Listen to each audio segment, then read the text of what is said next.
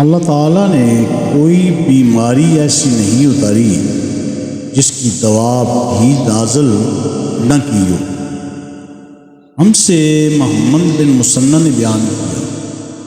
انہوں نے کہا ہم سے ابو احمد زبیری نے بیان کیا، ان سے عمر بن سعید بن ابی حسین نے بیان کیا، انہوں نے کہا کہ مجھ سے عطا بن ابی رباح نے بیان کیا، اور ان سے ابو ہریرہ رضی اللہ تعالی عنہما نے بیان کیا کہ نبی کریم صلی اللہ علیہ وآلہ وسلم نے فرمایا کہ اللہ تعالیٰ نے کوئی